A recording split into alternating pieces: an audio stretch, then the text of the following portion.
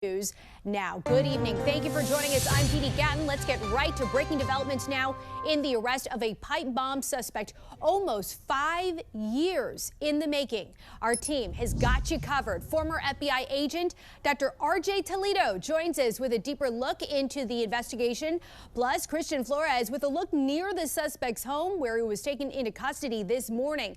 But first, we go to Ryan Smith at the live desk with the newly released image of the suspect as well as the charges he is facing. Ryan? Yeah, the suspect here who evaded arrest for years, previously seen only in this grainy surveillance video. He has now been identified and arrested here. He is 30-year-old Brian Cole Jr. Investigators reviewing credit card purchases of pipe bomb components, cell phone data, and a license plate reader to zero in on their suspect Cole, along with tens of thousands of video files. Let me be clear, there was no new tip, there was no new witness, just good, diligent police work and prosecutorial work. And I pledge to you that the United States Attorney's Office will take this case across the finish line. Oh, he's charged with transporting an explosive device and malicious destruction by means of explosion. Pam Bondi now saying more charges could be coming. The pipe bombs are found near both the Republican and Democratic National Committee headquarters on the eve of January 6th insurrection. And staying in Virginia, twin brothers have been arrested for allegedly conspiring to delete and tamper with multiple U.S. government agencies' databases. Today, prosecutors said that minutes after Manib and Sohab Akhtar were fired from their federal contracting job, they accessed and manipulated critical systems. The two have already served years-long prison sentences after pleading guilty in 2015 to federal charges tied to data breaches at the State Department. The two denied any wrongdoing in a Bloomberg interview earlier this year. Continue to follow the breakthrough in the investigation into the pipe bombs planted in Washington, D.C. before January 6th. Joining us now is Christian Flores with our station WJLA in Washington, D.C. And Christian, I know that tonight you're on Capitol Hill. You're at the RNC headquarters where one of the pipe bombs was found. But earlier you were out in Virginia. Law enforcement was seen at the home associated with suspect Brian Cole Jr. What do we know about any evidence taken from the house or any neighbors? Well, we were there pretty much, we had crews there the entire day, and detectives were there pretty much until about 6 p.m. And that's when we started to move back up here to the RNC and the DNC headquarters, which was just down the street. But as far as evidence, our cameras definitely captured detectives going in and out of the house, but there already was a mountain of evidence. At the announcement today, we heard from these law enforcement leaders saying that they were able to gather a lot of things, including exactly where the suspect's cell phone was pinging, and also they checked his bank records to see what he purchased, and he allegedly purchased a lot of the bomb-making items that were found on these pipe bombs. And do we have any evidence, as you were just speaking there, we were showing the aerial views of the neighborhood, and you just saw it was just striking, all the law enforcement vehicles lining the side of that neighborhood. Do we have any evidence as to what could have been a motivating factor behind this pipe bomb case? Yeah, so the law enforcement leaders stopped short of saying any sort of motivation or if this was at all related to what we saw on January 6th. Of course, this is still very early in the investigation. Even though this legal process has kicked off and it's gone to the courts, there's still an investigative process, as you saw with those images. Detectives are still searching the house and serving these search warrants. So that's something that we're going to wait to see if we get any sort of updates, if they're able to connect any sort of motivation to the planting of these two pipe bombs. Obviously, yeah, political motivations will definitely be investigated, as you can imagine, considering the timing of it all. Christian Flores reporting tonight in Washington, D.C. Thank you so much. After a nearly 5-year investigation, police arrested a 30-year-old Virginia resident as the suspect who planted the pipe bombs in D.C. on January 6th. Yesterday, investigators also revealed when they searched Brian Cole Jr.'s residence, they found pipe bomb making materials inside where he lived with his mother. So why did it take 5 long years to solve this? Joining us this morning is former FBI Special Agent in Charge, Jody Weiss. Jody, good morning to you. It sounds like basic detective work really that led to this suspect. He was in the area the whole time. So as a veteran law enforcement agent, how did this go unsolved when it seems like this evidence was there? There was nothing new that led the FBI to him. Yeah, great question. It makes you wonder if they were actually looking for him 4 years ago.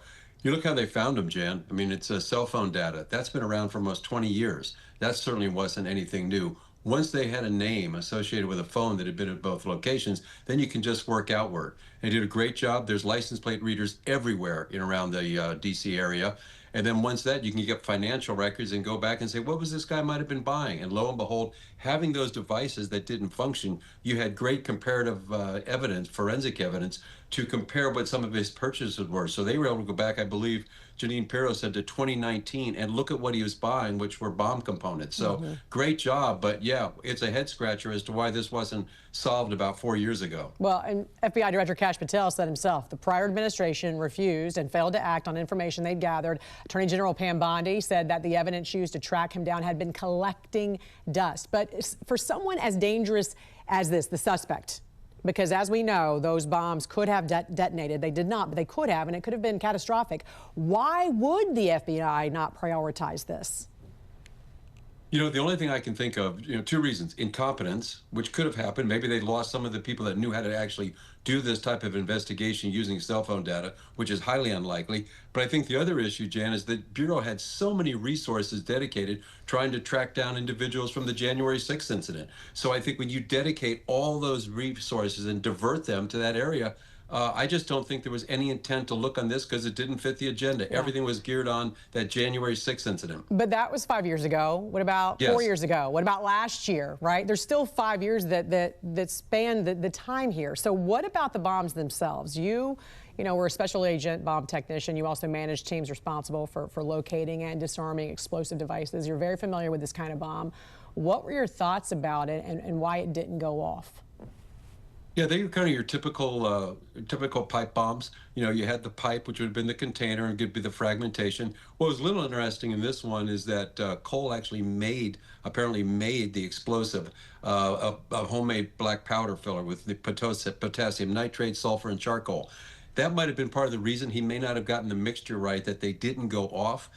He used apparently like steel wool as a fusing igniter. So to figure out why they didn't function, it could have been a multitude of things. Something as simple as the batteries didn't have enough juice in them, the timers jammed. But it's so fortunate, Jan, that they did not go off, because then you had all that forensic evidence. And every bomber, whoever it is, good guy or a bad guy, they always leave a signature. So they could go back and look at the different components, and then they had something to compare them to. So again, once you look and find the possible suspect, and you start looking and you can find out what was he buying for the past, 6 years, then you can actually make a really strong case. But we're very fortunate these devices didn't go off, because had they gone off, there could have been a lot of people hurt or killed. Yeah, and very quickly, is this a slam dunk case?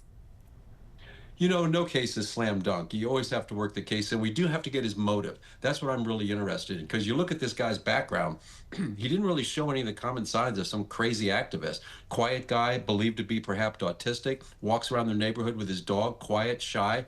So they got to learn a lot more about him, but based upon what was presented last night, I think it's a pretty strong case. Yeah, and the fact that they also said they found similar bomb-making materials inside the house. Police did reveal that as well. Yeah, and what does that mean, Jan? Did he have future targets? More people to attack? Who knows? Well, the investigation's just begun. Former FBI Special Agent in Charge, Jody Weiss, we appreciate you joining us this morning with some more insight. Thank you. Thank you, Jan. Have a great day. You too. Years later, law enforcement identifies a suspect they say planted pipe bombs near the Republican and Democratic National Committee headquarters. It was January 5th, 2021. Joining us tonight to discuss is former FBI agent Dr. R.J. Toledo. As always, it's great to see you.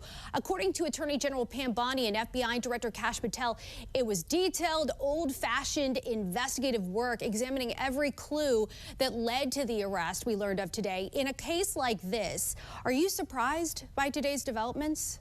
Anytime that a case starts going cold as an investigator, you know that the probability of solving it starts to decrease. So it was a bit surprising, the news today, given how little evidence they seemed to gather at the time. But hey, this is what all good investigators do. They stick with the case until it's solved, no matter how long it takes. And this is something that the FBI specializes in, really. I mean, you remember the time in 2021, everyone was wearing masks. You saw the surveillance video, to your point there. Historically, in cases like this, is it one major clue or a body of evidence that leads to an arrest? Well, in this case, the huge obstacle they had from the get-go was identifying who this person that was involved was. To narrow that down from an impossibly large number of possibilities to at least a few people who it could be, that's what investigators really had to go through a lot of the painstaking work. In this case, it seemed like they were trying to match cell phone records of people in the area and then trying to match that with purchases of the components that were used for the device. This is something that it took a really long time. And once they did that, the elements start then coming together after that. Search warrants have been and are currently being executed. I would assume the investigators will be looking into the suspect's home, work history, possible DNA, right? Yeah, first and foremost, the focus is going to be on confirming in every possible way that the subject is the one that committed the crime. It's about then, after that, building this case for court. So they're going to look at every single aspect of his life to piece together the motives, the reasons behind why he wanted to commit this crime, social media, any groups that he was a part of, friendships, anything he was talking about. What possibly led up to him being motivated to do something like this? Yeah, was it political? The timing of it all questions that we know hopefully will be answered soon. Former FBI agent Dr. R.J. Toledo, thank you for joining us tonight on the National News Desk. Thank you. A major breakthrough in the January 6th pipe bomb case. 30-year-old Brian Cole Jr. is in federal custody nearly 5 years after those bombs were found in the nation's capital, and investigators say the evidence was there the whole time, but the Biden administration's Justice Department ignored it. Thank you for joining us. I'm Jan Jeffcoat. It is Friday, December 5th. We do end the week together with the latest developments from the Justice Department on the pipe bomb suspect officials say had been just walking free, living 30 miles from the scene of the crime. In fact, Attorney General Pam Bondi said there was nothing new that led to the arrest, but rather Biden's DOJ sitting on evidence that could have led to a prosecution if it had been prioritized. The FBI, along with U.S. Attorney Pirro and all of our prosecutors, have worked tirelessly for months, sifting through evidence that had been sitting at the FBI with the Biden administration for 4 long years. Let me be clear, there was no new tip, there was no new witness, just good, diligent police work and prosecutorial work. And we want to get right to Mark Boyle at the live desk with the very latest developments for us this morning. You know, you got to think this is sort of a sigh of relief for so many people. This was a long time coming. Hopefully this is the end of it, too. And they're going to continue to come out with new information, though, Jan, because we've heard nothing for so long. And now the new details within the past 24 hours includes new evidence found inside the suspect's home. The suspect accused in planting those pipe bombs at the DNC and RNC, now back in January 2021, is in custody this morning. His scheduled court appearance later today. His name is Brian Cole Jr. U.S. Attorney for D.C. Janine Pirro said he was found living in Woodbridge, Virginia, about 25 miles away from the Capitol. And according to federal leaders, no new evidence was ever presented in this case. It was just that good police work, they say, led them to the suspect. This is in our nation's capital where this happened. And now, thanks to the FBI, we know that this defendant was living just miles away from here in Virginia. A little more on the background of the suspect here. He is 30 years old. He is accused of planting 2 different pipe bombs, one near the DNC, one near the RNC, the night before January 6, 2021. Investigators say cell phone pings placed him in that area. Also, his car was in the area, so there was a couple of those nuggets of information that led them to the suspect. As for work, we're told that he worked in an office of a bail bondsman and again lived in Woodbridge, Virginia, about 30 miles from D.C. Investigators say upon going into the suspect's home, they found more bomb-making material. The D.C. attorney says Cole could be buying, or they think he was buying, in fact, products since 2019. This defendant will begin his journey through the criminal justice system. And I pledge to you that the United States Attorney's Office will take this case across the finish line. Cole should be making that appearance in court in just a few hours. We'll track it for you here at the live desk. Thank you all for being here for this critical investigation we've been working on for a very long time. We deeply appreciate it. Thank you for the kind words, Attorney General and Director. I appreciate it. Folks, this is what it's like when you work for a president who tells you to go get the bad guys and stop focusing on other extraneous things not related to law enforcement. This is what happens. We had a great team. I know it's said a lot in this business. It was a team effort. It becomes cliche, but cliches are useful for a reason because they matter. And this was a team effort. The director and the attorney general emphasized that it was not a new public tip this came from. This was our internal work at the FBI. And I want to just really express my sincere gratitude to this attorney general and this president for allowing us the latitude. I spoke with Ms. Bondi very early when we, maybe day 2, and I said, we're going to get this guy. And she said, yes, you are. And we did. I want to also thank, he's not here, but Deputy Attorney General Todd Blanche, who we deal with often as well, who could not have been more supportive. Whatever process we need, Judge Janine, Todd, and Attorney General Bondi, they were there. All you had to do, they were a phone call away. And their team was amazing. We actually never had to make that phone call because they were always responsive. Thank you, Judge, as well. You were amazing. Folks, you're not going to walk into our capital city, put down 2 explosive devices, and walk off in the sunset. Not going to happen. We were going to track this person to the end of the earth. There was no way he was getting away. Well, we didn't have to track him to the end of the earth. It wound up in Woodbridge, Virginia. I want to thank the team. They were amazing. They never let this go. Again, Attorney General Bondi, for your incredible support.